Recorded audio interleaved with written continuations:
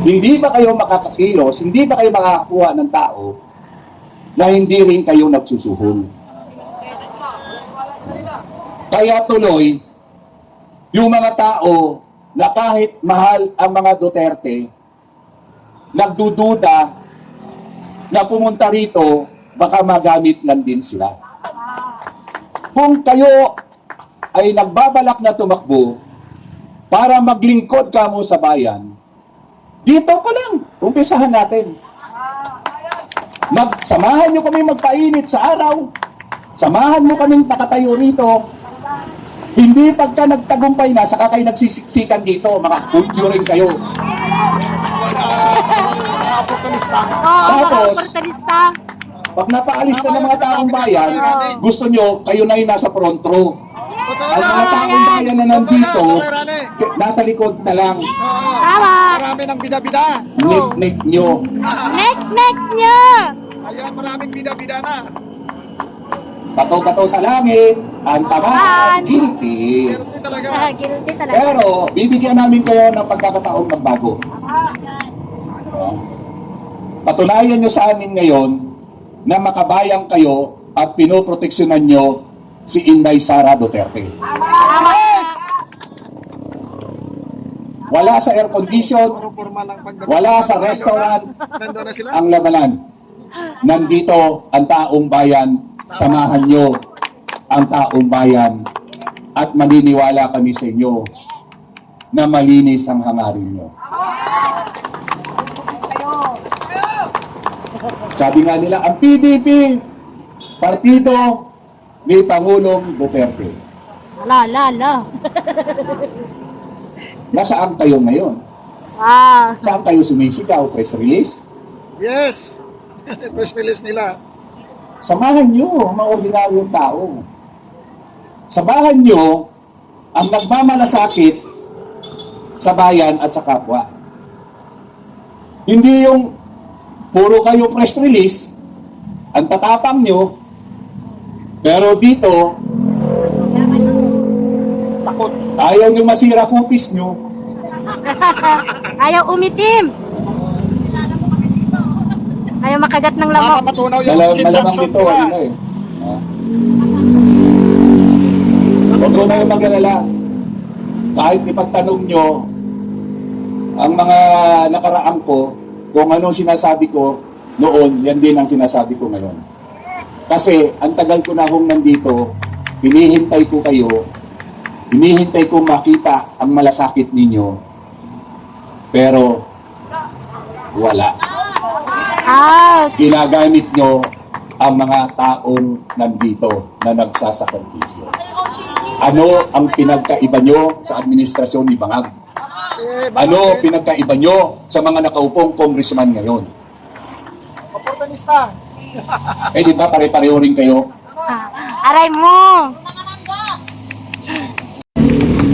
Kailangan natin suportahan ang kauli-hulihang institusyon ng ating gobyerno.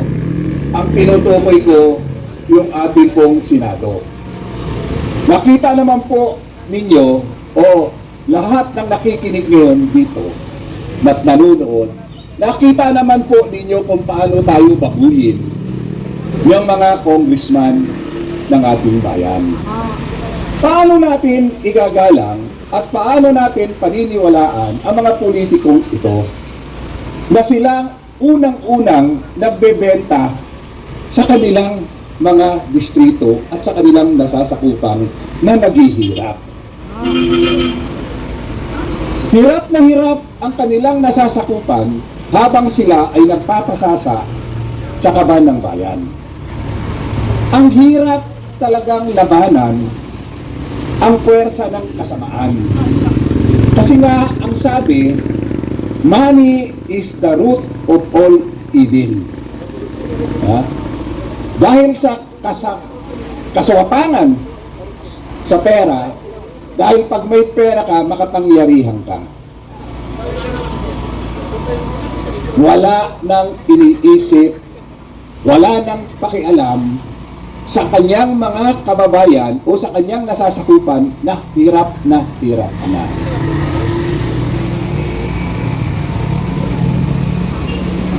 Kaya po, tayo na pinagpala para tumindig at nakakakita ng tama, hindi lahat ng kapwa natin nakakaunawa at kayang tumindig sa tama. Pero, kung wala at hindi tayo kikilos, paano na ang bayan ito? Maraming nagbabalat kayo, maraming sumisigaw na sila ay maka-Pilipino at makatao. Pumipirma kayo. Oo. Dinatawawa nyo yung congressman ng taga Batangas, yung batang congressman ng taga Batangas, binubudol nyo rin. Ouch! Marami yan. Lalabas dito. Marami sila. Pala walang tao tay. Tabi-tabi, matamaan magukol. Wala kayong pinagkaiba Ha? sa mga sinisigaw nyong korap, Oo, tama. magnanakaw. Marami yan sila. Marami. Pero kayo ang tunay ding manggagamit sa masang nandito. Tama. Kaya baka kayo rin ang dahilan kung bakit ayaw nila sumama sa amin dahil namumuhi rin sa mga pagmumukha nyo. Yun. Sapol. Sapol. Ang sakit tay. Aray ko. Pakay. Yung mga retired general, Aray ko. ang tatapang magsalita. Aray mo. Pero may dinala ba sila rito kahit 5 tao? Wale. Tapos, pag binigyan mo ng pagkakataong magsalita, napakatapang magsalita, rebellious pa ang mga sinasabi. Napapahamak tuloy ang mga tao rito. May balita rin ako sa inyo na nabigyan din kayo. Yan, tama. Ouch! Nagsusulisit kayo. Ouch!